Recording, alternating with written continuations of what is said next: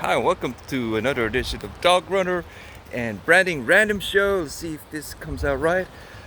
We're here to review and summarize and highlight some of the books I've read. Just read this book 2 days ago, and I thought this is interesting. Especially, it's very timely as we have this tumultuous time of change, and find out what's our next move and how we can rebrand ourselves.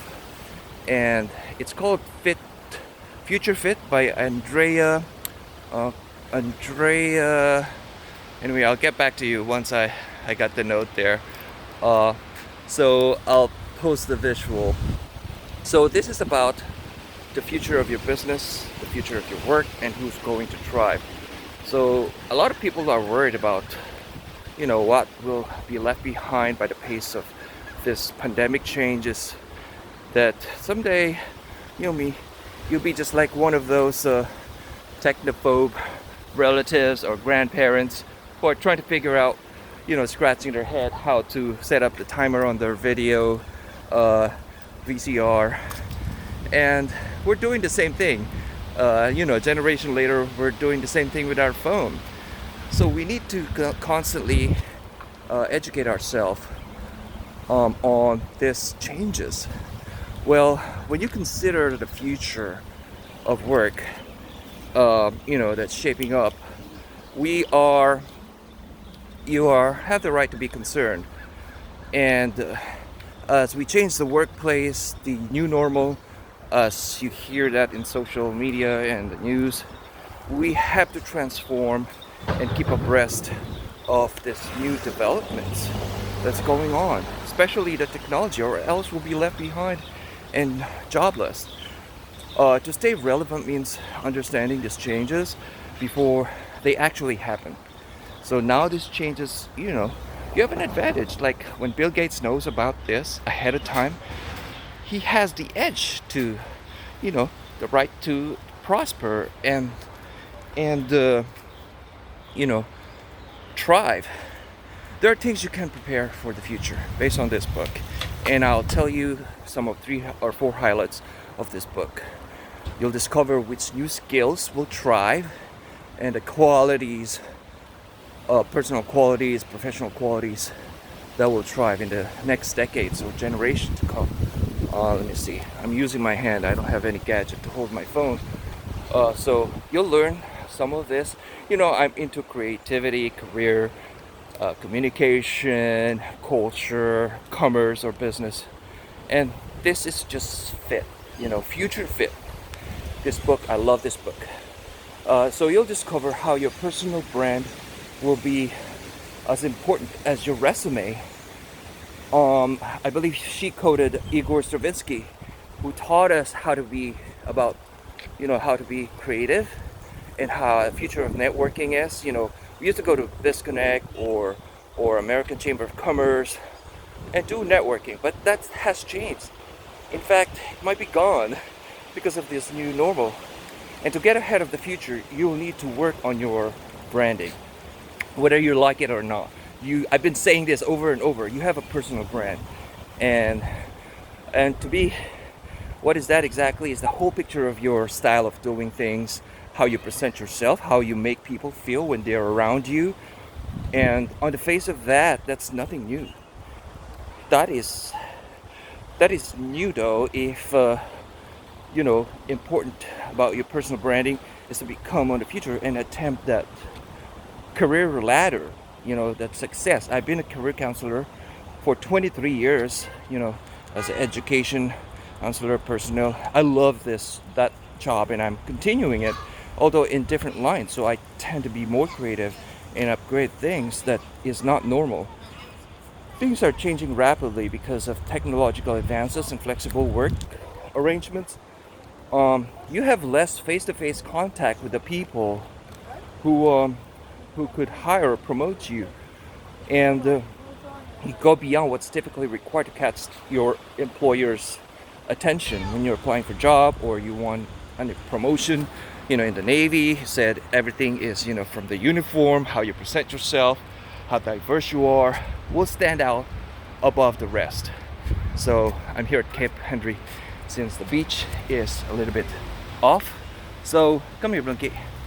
So get out of the park. So it is one way of me promoting part 2. In fact, your personal brand will have to define you quickly, effectively, in the same way that a consumer brand does a brand on a product.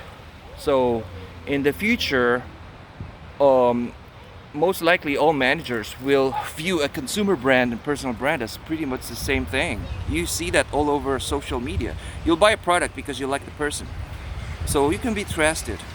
Are they offering valuable product?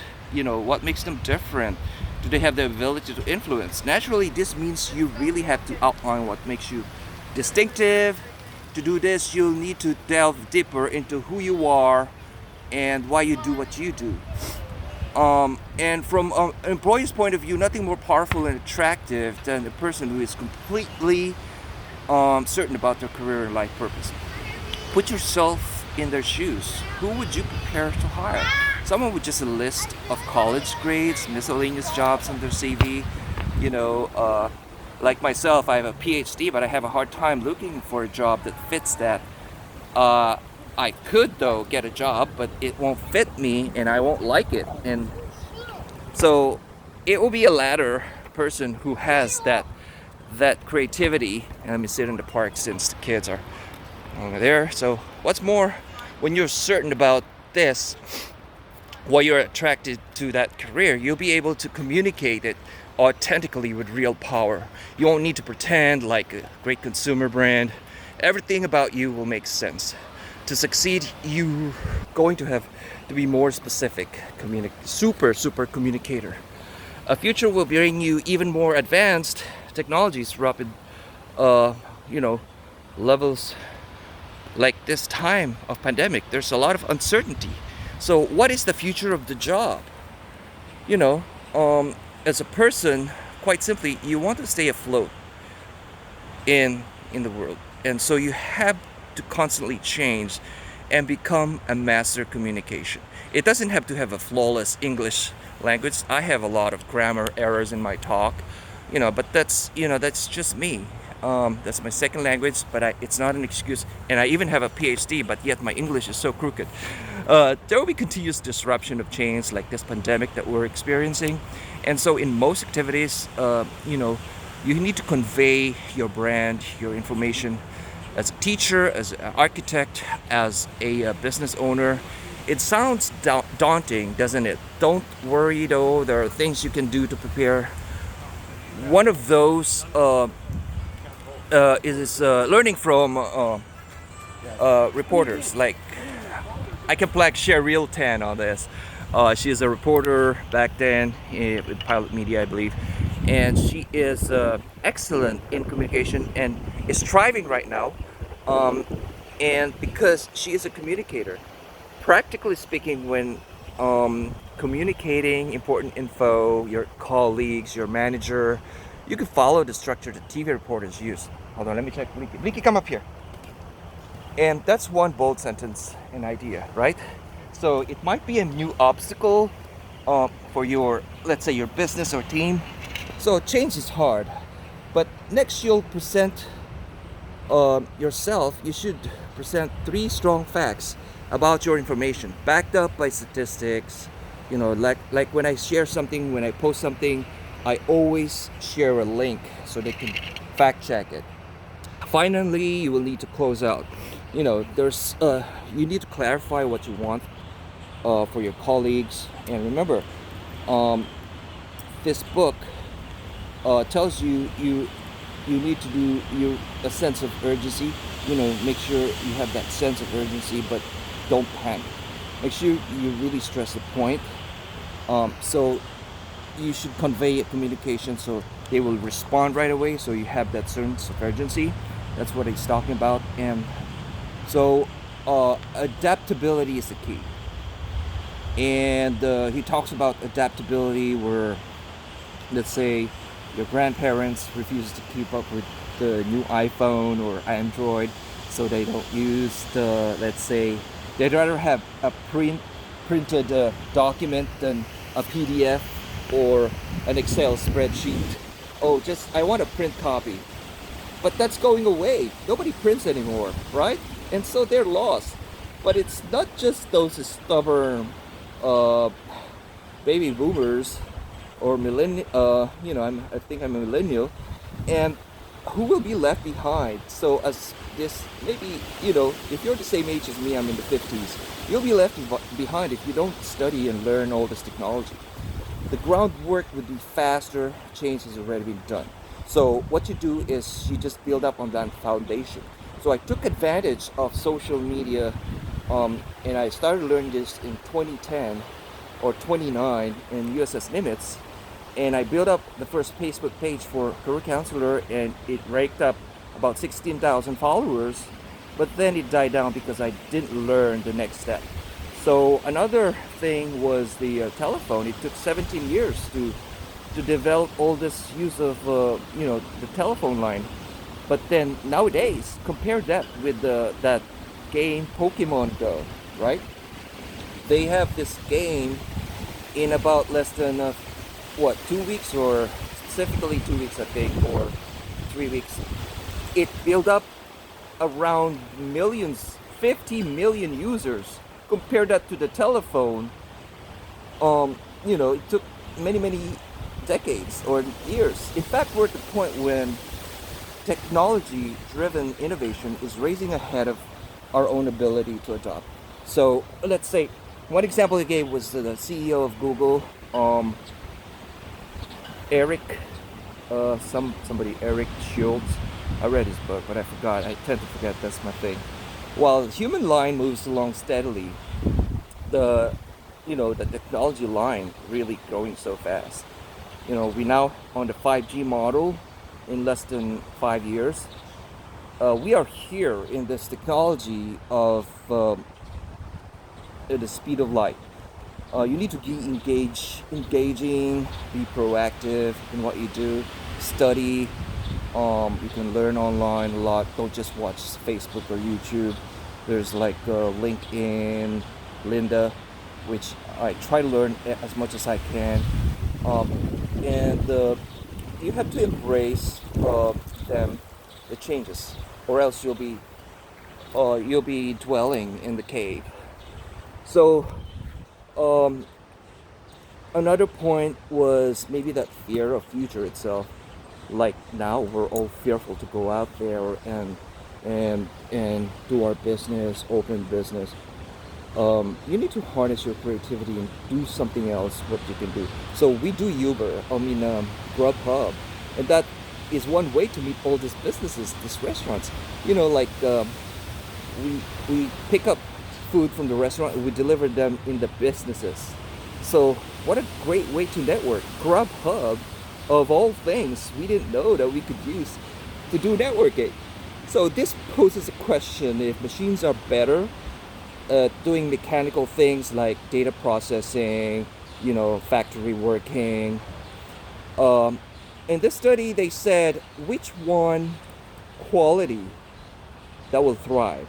And the first thing, based on this research, is creativity.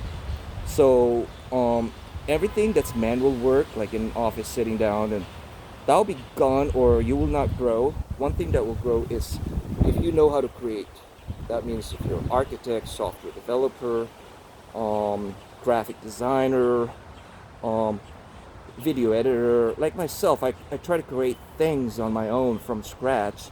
I didn't go to 4 years of graphic design. Maybe I just learned from scratch.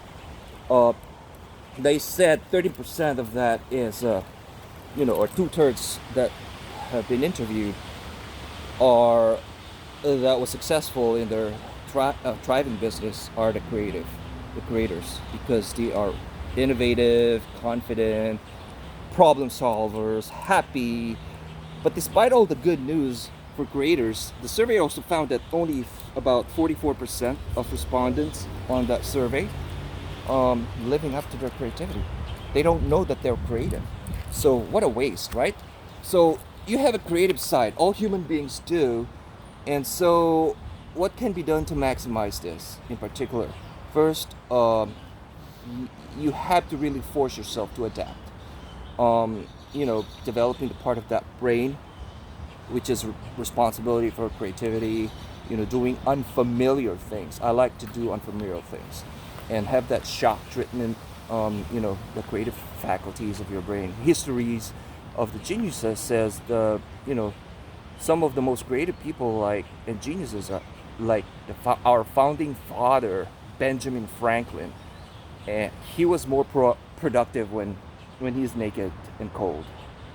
And Igor Stravinsky, which was quoted in the book a lot, is the first 15 minutes of each morning is his most creative. I'm more creative when I am just doing things like at home, like this blog, and my mind, or when I'm on the phone on the bed. So that's when I start doing my graphics, and doing this will actually help you. So I think we're going over 15 minutes because this book is really good. But anyway, I'll continue this towards the next one. We went over 15. I know I promised 14 minutes is max for this book, but this is chunk full of book advice. So we are here at the Cape Story Park, which is just across our street. So I encourage everyone to get out in the park. I think it's open now here in Virginia Beach, but it's been open. Wear mask if you need to, because if I said no, I'll be in trouble. Anyway, the cabal will something. But anyway, stop politics and conspiracy theory. But anyway, until next time, don't forget Emboss Creation, emboss.net, to get your creative parts. Like I brought some samples here, like pens. This is not part of the 14 minutes, so that's fine. We made this pen where you can use your phone to finger your phone, and other, like this bag that I've been carrying when I started this blogging, where you can put your logo on. My hat that I'm wearing, although we didn't make this. This is my salute to all my Coast Guard folks there. So until next time, I want you to share this. Until next time, remember, bring your brand to life with Emboss Creation and upgrade your brand to the next level and to the new normal. Have a great run.